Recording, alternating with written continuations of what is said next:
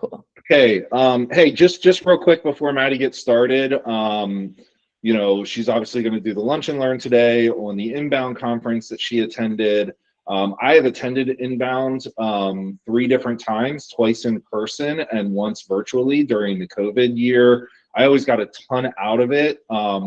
Huge conference. I want to say 20,000 plus people. HubSpot puts it on, but it is very much a digital marketing focused conference that covers a variety of different things. And Maddie and I worked kind of together really hard to really kind of put together a good agenda for her that covered a variety of different topics. And one of the things that I told Maddie is the breakouts are where it's at, right? Like it's an extremely fun conference. They've always had some really big people there. I mean, Michelle Obama was there one year when I attended as one of the keynotes. Deepak Chopra one of the other times.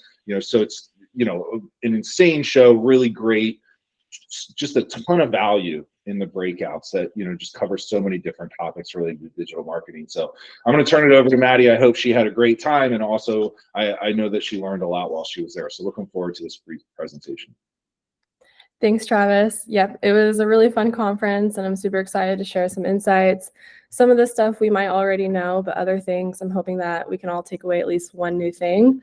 So without further ado, here we go.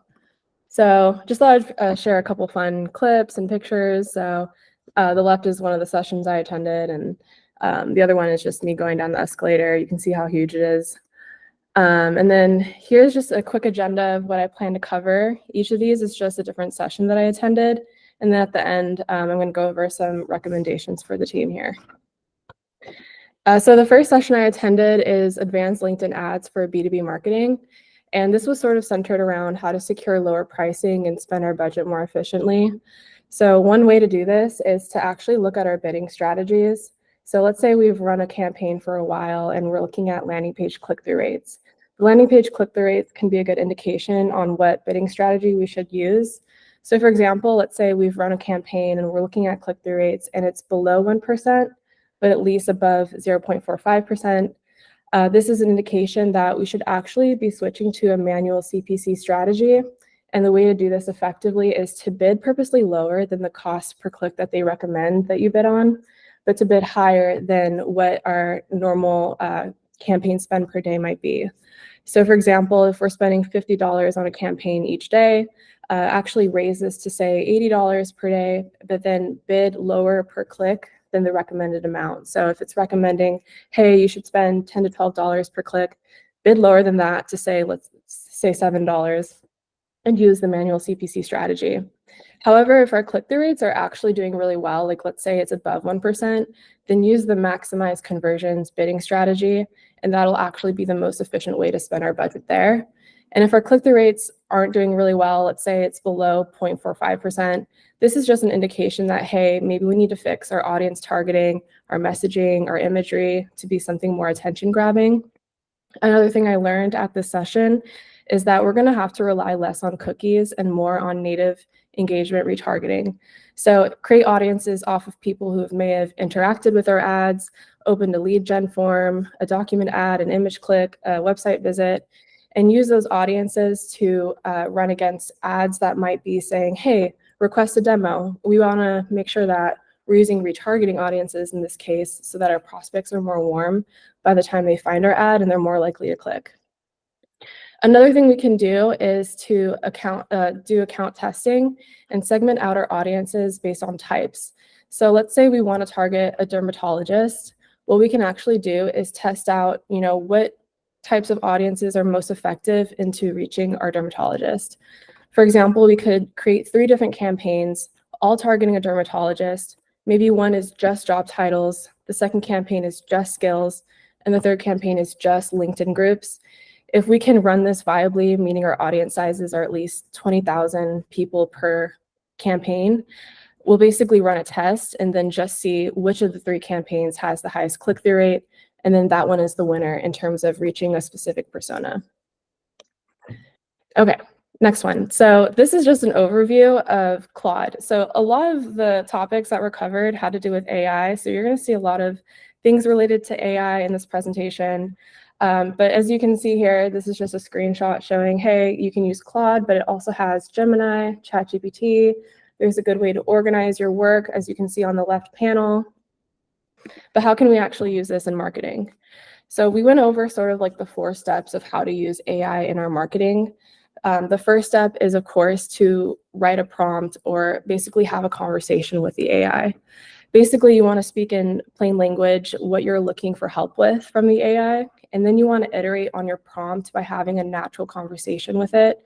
And you basically have to train the AI as if it's like a junior employee and have this sort of back and forth conversation. After you sort of get to a good place where you've taught it what does quote unquote good look like, you're going to sort of make a template out of this, and this template should be able to help you with different voices, writing styles, tones, etc. And then once you have this template, you can send this to an agent and ask it to produce multiple variations of a singular idea or a singular lesson. And the key here is that you want to just focus on one idea at a time. So at the end of it, you should be able to produce, for example, 5 different types of posts on common coding mistakes. Brian. Yeah, go ahead and finish, then I'll ask a question when you're done with the slide. Yeah, of course. But yeah, that's pretty much just the 4 different steps. And the key takeaway here is that you can be aspirational and that AI is adaptable. That's pretty much it. Awesome. So did they give you examples, or what examples did they give you of the actual prompts? All right, like 10 prompts that work great, or 10 killer prompts, something like that. What did they share? I believe in this specific example, they were just talking about like a YouTube short strategy. I think that's kind of what they were going after. And I'm not exactly sure if they gave us a specific topic or idea, but it was more about like the format, like, hey, I want to create a YouTube shorts video. Can you make 5 different variations with different styles for each one? Got it. Thanks. No problem. Okay. And then the next session that I attended was centered around go-to-market. And these were the 5 mega trends that they defined that are defining the future of go-to-market. The first trend is that, contrary to popular belief, AI isn't going to necessarily take your job, but the ultimate key takeaway is that those who can leverage AI might have a competitive advantage. The second trend is that SaaS growth rates are in decline. For example, Salesforce only had an 8% growth this past year versus a 20% growth over the last 2 years. But however, software as a category is still on the rise. So the key takeaway that they provided was, hey, can we brainstorm new frameworks, new funnels, et cetera, to try to increase net revenue retention? Sort of playing into this, the third thing that I thought was kind of crazy is that they were claiming that 90% of go-to-market playbooks will cease to exist, which is a really big claim. However, focusing on SEO and PPC transformations is really key here, because annual recurring revenue is down in the industry. But what we can do is focus on, hey, marketing and sales efficiency. What can we do there? So I thought that was really interesting. And then the 4th mega trend that's defining the future of go-to-market is, can we better integrate tech stack to find a return on our investment? They claim that the average tech company has 23 tools that they're using internally, but only 30% of tech companies actually have a full integration between these tools. So what they're claiming is that we'll have a competitive advantage if we can better integrate between our tools, have them speak to each other and see, hey, what's actually producing a return on our investment. And then the 5th and final trend is that even those who are specialists need to know how to strategize, especially if AI can start automating simpler tasks. That means that we need to kind of up level and figure out, like, okay, how can we better strategize within our own unique roles and focus less on like these day-to-day tasks that potentially could be automated in the future. And then go-to-market going forward, they claim that efficiency is going to become more important than just growth at all costs. And I think that's something that as a company, we are already pretty aware of and have been doing already. The second thing is to focus more on our total relevant addressable market versus just our entire total addressable market. And this is something that I know in my role, I've already been focusing on doing more. We've swapped out our audiences to focus on just the accounts that matter. And then third and finally, which we are also already doing, is better marketing and sales coordination and combined dashboards. And this is evidenced by the fact that we have an overall growth department and we're working better between marketing and sales. Okay, next slide. So fun fact, so there's a company called Klarna, and they were actually able to shut down using Salesforce and Workday and replaced it with a simpler tech stack that they created using AI. And they found that by using their engineers to create a custom application, they were actually able to have like they were able to actually save a lot of money, and it was 10 times cheaper for them to run their own tools internally versus investing into Workday and Salesforce. This is obviously kind of an extreme example, but it just goes to show how impactful this AI evolution has been for certain companies. And tools like Claude, which I showed you guys before, and other agents are basically just simplifying these business tasks and marketing processes. Another thing with chatbots, copilots, and agents is that you do kind of want to feed it data, but you want to make sure that it's done in a proper and secure way. But without the data, it's ineffective because this is the fuel to having an effective agent. And we just have to keep in mind that we need to prioritize safety and security of our data. It can also help us with product development. We can use AI to develop products because we can teach it, hey, like these are our company's core values, and this is what our company can uniquely do with our competitors. And then just feed this to the AI and allow it to come up with different ideas for us, keeping in mind our company's core values and what we can uniquely provide. Marketing impact, AI boosts efficiency and productivity, but it's still early in the adoption phase. So in terms of bringing AI into marketing, simple practical use cases will work best. For example, one way you could do this is record what you're doing for an hour or two. Take out a voice recorder, take that transcript, feed it into an LLM, ask it to summarize, hey, what did I do just now for the last hour or so? And then you can take this, put this back into the LLM and say, are there any off-the-shelf agents that can automate what I'm doing? And I think in the future, this could be something that we could potentially onboard if there are any off-the-shelf agents that can help automate some tasks that we do. Last but not least, cross-departmental AI. So these are horizontal agents that actually draw from multiple departments to drive internal operational efficiency versus just focusing on agents that are vertical and do very specific tasks, because vertical agents aren't exactly able to address efficiency issues because they're so focused on basic tasks and roles. So it's more beneficial if we can invest into agents that draw from multiple departments within the company. The key takeaway here is that, you know, we can interact with LLMs and continue to educate people at our company, make the education process fun. I know we had like an AI ideathon last year, which was a lot of fun, and just getting creative and seeing, you know, how can agents, chatbots, et cetera, help us at ModMed. Okay, whew, I'm speaking a lot of words. All right, so the next session that I attended was around content. And the first one here is basically, there's also a chart that shows this, is how much more impactful updating current content could be than just creating new content. Did you know that 94% of web pages don't ever get traffic and 60% of social posts never get engagement? And this is only going to get worse with AI being able to produce content at scale. However, there is an opportunity because every year there are 15% of Google searches that are new, and we can capitalize on this gap by creating content on those search queries through things like blogging and podcasting. In fact, podcasting is a great way to stand out because only 1 in 500 companies do it, versus with blogging, only 1 in 7 companies do blogging. So there's less companies out there that are capitalizing on podcasting as a medium. Another thing we can do is actually, which I didn't know this, and this would be interesting to try, which is to test user engagement with content on Twitter/X, because it doesn't ding you in the same way if you produce content that doesn't do very well. But basically, if we have, like, let's say a blog idea and we test it on X first, if it does well, then this is a good indication that this is something we could create short and long-term content on, repurpose this and send it to other channels. Some high engagement channels include LinkedIn, Instagram, Twitter, and Pinterest, even though Pinterest might be less relevant for us. And then continuing to blog, because blogs are still associated with the highest conversion rates. One key takeaway is that it doesn't have to be a lengthy blog either. Just make sure to answer the user's question quickly and easily using long tail keywords sort of as your prompt. Hey, Maddie, quick question before you move on this. You mentioned X, Instagram, Meta, all those. Did TikTok ever come up? You know, it's interesting. TikTok did not come up as like a high engagement channel. However, I do know that it's still kind of in that adoption phase, even though I would be super interested to try it.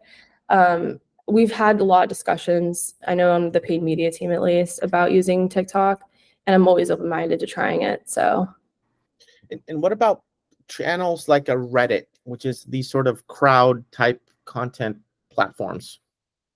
yeah, no, Reddit as well. I mean, actually, it's interesting you say that because another thing I learned is that sort of like these user-generated websites are increasingly becoming more important in the eyes of LLMs than that of publishers. So I definitely think there's opportunity for us to have a presence on Reddit at least, especially with organic being super vital to our business. So the way that Reddit is structured, it has like, it's very highly organized, and the way that engagement is measured as well. So I definitely think it's worthwhile having a presence on Reddit and other user-generated content websites. But I think this is something that we should discuss more. Thank you. Yeah. I would also imagine that a lot of the content around things like TikTok and Reddit would have been more focused on B2C marketing as opposed to B2B marketing. So I'm sure there was content there that focused on those things, just maybe not that kind of hit the Maddie's wheelhouse or ModMed's. Right. Yeah, great question though. Okay, so on this slide, I just wanted to show you a before and after of the AI overview. So I'm sure a lot of you have seen this on desktop at least, where you type in a question, you want to know the answer, and then now there's like this new AI overview that's just like summarizing the answer. It's not always correct, it's not always right. Even if like something that we put in there gets like put into the summary, you may not even get credit for it. Like they have citations at the bottom, but it's really messy. But you know, the 10 blue links, they're getting further pushed below the fold, however. And it's just things are changing. So what can we do about it? So how can we prepare for Google's generative AI? Basically, the 10 blue links are going away, and now AI is synthesizing answers. However, the benefit, I guess, is that people are coming to us more educated and informed because, you know, maybe they look up a question and they kind of get like a bullet point answer like, oh, okay. So now what we want to do is focus more on like the mid-funnel buyers since they're coming to us more informed and aware of us. So as a result, focusing on longer tail keywords is a good idea for us. In addition to this, maybe we don't want to be sucked into Google's AI overview and not get credit for anything and not get brand visibility. So what can we do about that? We can invest more into these non-text tools, which I know we're already doing a great job of. So think comparison tools, widgets, calculators, checklists, templates, and videos. Another thing we can do is to avoid content decay by continuously updating our content and focusing on that versus just creating new content. And then also if we have any dates on like blog posts, updating those dates, keeping them fresh, keeping it relevant. And then last but not least, when people do find us, focus on ease of consumption and just make sure that the user experience is really good. Last but not least, educating our SEO stakeholders here at ModMed, whether that's our marketing leaders, content strategists, content writers, web developers, each of us have a unique role to play to educate ourselves and see what we can do in our unique roles. Okay, going back to go-to-market, I attended a session called Data-Driven Growth for GTM teams, and we talked a lot about buying intent. For example, if we wanted to find new accounts to target, one way that we could do this is actually go on websites such as LinkedIn and search for the job titles that we want to sell to. And then whatever companies show up for those job titles that might be hiring those positions, those are companies that could potentially be within our ICP. So that was kind of a creative way to discover new accounts. Additionally, let's say that there is a person at a current client's company who's moving to a different company. We can actually keep track of those job change signals and see, okay, like if someone's leaving our current client and going to a new company, that new company is now someone that we could potentially sell into, and we might already have a cheerleader at that company who can advocate for us. Another thing with data-driven growth is scaled one-to-one personalization across channels. So now that we're transitioning away from this cookie-based manual content creation era into a more data-driven, hyper-personalized era, what we can do is use IP information if it's available, plus UTM tracking, and create custom microsites that are fully personalized in terms of messaging on the landing page, product demo shots, CTA buttons, menu options, menu navigation. Is it an enterprise company? Is it self-serve? You can just change the messaging based on the persona or the intent of the search and create a hyper-personalized experience. They also listed some tools to consider. So for ABM, Keyplay.io, Apollo.io, and HubSpot. For enterprise and self-serve, Mutiny, Intellimise, Ninetailed. And for website visitor tracking, Unified GTM, Warmly, Lucia. So those are just things to consider. Can you send a list of all those, or when you have a chance? Absolutely. Yes, Thanks. I will. Thank you. I know I have like more notes on the side that aren't on the screen. I just wanted to keep the text a little bit more minimal here. Oh, really? Intellimise? Yeah, awesome. Love that.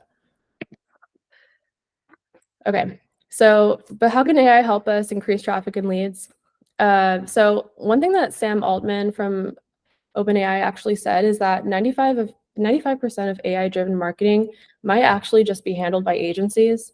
So, maybe there's an opportunity here to partner with agencies that can sort of do the heavy lifting for us. That's something that I thought was interesting to consider. There's also a programmatic SEO shift in which quality matters more over quantity. But if we use AI-driven PSEO, then this can actually help us produce up to a 300% ROI over the course of 6 months with focusing on high quality, intent-focused landing pages. Another thing AI can help us is with content scaling. AI-generated content has the potential to actually increase click-through rates 3 times over and help us drive top keyword rankings, all with minimal human input. Another thing AI can help us with is repurposing content. So taking podcasts, webinars, interviews, etc., and taking those transcripts and converting it into SEO optimized blog posts, which basically will help us create content efficiently. Last but not least, it can help us with conversion rate optimization. AI can help customize calls to action, headlines, etc., all aligned with people's users' intent. And this can help us increase clicks by 50%, conversions by 20%, and even just, for example, like pop-ups, like can we customize the headlines that people see? Can the widgets on a landing page change based on the page topic or the persona visiting that page? Transitioning back to go-to-market strategy, I thought this was really interesting because it's just really pushing the envelope on up-leveling our strategies. So there's 4 different sections to cover here. The first one is around marketing insights. So a good marketing insight strategy is to, hey, use data, identify our competitors, categorize it into customer themes. But an even better way to do this is how can we differentiate ourselves from the market? Can we conduct interviews? Can we segment by personas? And I know that's something that we started to do here. But even a better way to do this is for marketing insights specifically is, hey, can we find market needs that haven't been identified yet? Can we use both primary and secondary research data? Can we find out what is the market willing to pay for our product? And then can we use framing to maximize our marketing? And just a quick example that we covered at the session, Stanley Cup. So I didn't know this, but the Stanley Cup was primarily for men, but they identified a market need using primary and secondary research to find out that women were also willing to pay for the same cup. So what they did is they did some research and then they changed the cup's look and feel and tested it out in the marketplace. As a result, they were able to identify which version of the Stanley Cup geared towards women drove sales. And as a result, they weren't only able to sell into men, but they could sell it to both men and women now. Amy just drinking. Love that. And then messaging and positioning. A good messaging and positioning strategy is to have research-driven messaging frameworks with proof points. An even better way to do this is, hey, let's add case studies, social proof, and tailor messaging for the buyer journey. But an even better way to do this is Maria. An even better way to do this is to ensure to touch on value proposition. Why should people care? To whom are we tailoring the messaging for? And also, hey, don't be afraid to exclude our messaging from certain people. Figure out like who we're not trying to target and message for. Don't be afraid to exclude them. And then just simply package our marketing and product according to the aforementioned and test audiences' reactions to the potential value proposition and potential calls to action. To take it a step further, collaborate with our product development team and put on the roadmap features that our target audiences care about the most and actually create features and products that people we want to target care about seeing from us. In addition to this, avoid promoting features that are not aligned with what people don't care about. And then also on the flip side, take our current customers, ask them to react to, let's say, a mock landing page and be able to run ad tests to our customers and see which ones they respond to the best. The third thing, the launch strategy. A good launch strategy is to ensure internal teams understand their unique roles throughout the launch. A better way to do this is to involve stakeholders early on, have them share their feedback, and keep these teams informed. An even better way to do this, however, in the launch phase is to ensure that during this phase, all teams know how to properly support the launch within their roles and that we're able to garner excitement around the launch. Make it a point to advocate for this launch by creating internal buzz. Maybe you have a countdown until the launch date. And throughout each phase of the launch, try to keep up this excitement internally. Also, try to avoid launching without answering questions and concerns that may come up if possible. And then ways to create buzz externally include, hey, maybe we have teaser pages with signups. Maybe we receive advanced inquiries from analysts and the press. And maybe we gather registrants for any product launch webinars that we might be hosting. The fourth and final thing is enablement. A good enablement strategy is to align our stakeholders on KPIs. An even better way to do this is to tailor strategies by segments and align campaigns with this messaging.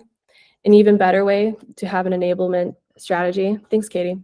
An even better way to have an enablement strategy is during this phase, see if you can iterate on the messaging in real time based on audience segment and use micro tests just to see what messaging resonates the best. And keep up the momentum of the excitement after the launch happens to drive adoption. And then use this rolling thunder approach using small tests and continuously update our stakeholders. And then once enough time has passed post-launch, bundle together all of these smaller launches and product updates and developments into a packaged product release that has fresh branding behind it, make the look, the feel, the messaging, and the promotions super exciting, and just package this all together. So from start to finish, you're allowing people to test the earliest product updates, then you're moving on to a minimal viable product into beta with testing, and then within the final stage, you establish a feature page to secure future sales. Whew, okay. The next session I attended is digital and organic in an AI world. So we talked a lot about customer acquisition costs. Over the past year, customer acquisition costs have been on the rise, and there's also a change in customer behaviors and values. As we know, there's just too much content on the internet, and unfortunately with AI, this is only becoming worse. So what can we do about it? We discovered that, hey, organic is going to be the most cost-effective way to stand out. Despite the fact that SEO is not as predictable nor linear, and people don't at companies typically spend more than 10% of their time on actual SEO executions, is still a channel that's going to produce the highest LTV to CAC ratio because through organic, obviously we're spending less on advertising to acquire customers. So if we're noticing, for example, that our search rankings are down, basically take some time to collect data. We can use tools like SEMrush to do it even quicker and invest into marketing channels that actually give us the highest LTV ratio and the lowest highest lifetime value to lowest customer acquisition cost ratio. The gold standard of LTV to CAC is 4:1, and organic search non-brand has that gold standard of 4:1. So first and foremost, investing into organic search non-brand is priority number one. Paid video and paid display has a 3:1 ratio, so that would fall under that. Paid search non-brand and paid social has a 2:1 ratio. So investing into these channels in this order will basically help us in the long run. In fact, over the next 5 years, if we are consistently refreshing content, we can expect an LTV to CAC ratio of 10:1. Within 1 year, 3:1. Overall, we must invest into organic because it will help lower our customer acquisition costs, improve customer value, attract high intent conversions, improve brand awareness, and we'll reap long-term cost benefits from this. Okay, so that concludes my presentation, and here are just some key takeaways, recommendations. I'll just read sort of the ones that I put for all of marketing. And this is something I mentioned before, which is, hey, can we take notes on our daily tasks and see if there's any agents that can automate these tasks? For paid media, we're already testing campaign bidding strategies based on CTRs. And I think we're already doing a lot of these things. So I'm really optimistic about 2025 going forward. Carlos. No, thanks for sharing, Maddie. Awesome. Great insights. This is not related probably like specifically, but like, as we're working on AI branding, like last week, we're looking at like, HubSpot. I was looking at HubSpot side, right? It had like that Breeze AI. I'm more curious, like what specifically, because I mean, this was a HubSpot conference, right? So what specifically how do they position? How do you see the AI, like, where they're doing a lot of demos? Because when I was looking at it, last week, all the products, like a lot of the products were in beta. So I assume that was like a major part of the announcements and so on, like all their new AI tech. So I don't know, maybe I don't know if there's a question. It's more like, how do they do it? What do you see? Because, we're heading into momentum. We're kind of doing kind of the similar type of announcements. So what do you see from your perspective that was related to the announcing, I guess, their AI tech? Great question. So I believe they let us know that in terms of search rankings, they have a tool that will allow us to analyze our data in a quicker way so that we can figure out what channels to invest into. That specific, I wish I could tell you the answer off the top of my head, but the truth is I don't know. Okay. No, I mean, I'm just curious in general, like, was there anything? Because just a thought that I had regarding that. But I mean, either way, like, lots of great insights. I mean, this is just like, learn and apply it, right? See how we can continue improving the machine. So yeah, let me actually do some research and I can probably get back to you with a little bit more answer. Enrique. I know you mentioned a lot of cool things that we can start doing or that we can start implementing. Anything that you heard that you go, oh no, we're doing it wrong? Anything that you heard that right now we need to make a decision quickly or that we're not doing it correctly? Oh, I love that question. Goodness. I think some of this stuff, like in terms of directional trends in the industry at large, we're doing a great job of. I think in terms of implementing AI into marketing specifically, I think it's something we could do better. In terms of GTM strategy, sort of the slide that I mentioned here, I know that we've done a lot of this, like in terms of garnering excitement, and I'd like to just continue to see us doing this when we have new campaign launches. But it is a tough question because I do genuinely feel like we are doing a lot of these recommendations already. So I guess it's just a tough question to answer. I'd really have to think about it. Thank you. I have one thing that I feel like we're doing wrong. BT might appreciate this. You get a certain budget, you give budget back. They keep asking you if you want more and giving you more. That I think we're doing wrong. That's one thing for sure. I was also just going to say, like, from what I recall, at least, Maddie should have the ability to download some presentations or maybe even have had some sent to her. So we will double check and look into that, and then obviously throw them on Google Drive somewhere, share them with the team so you guys can run through the full decks. And when Maddie shares this one, like, one of the things I thought she did a great job of was, summarizing her content on these slides. So there's a lot of additional stuff that people will be able to reference, look at, and read for themselves within the speaker notes. So definitely a lot of great content here. Is there any way to, because I know this is probably a bunch of sessions that Maddie wasn't able to go because you're only one person.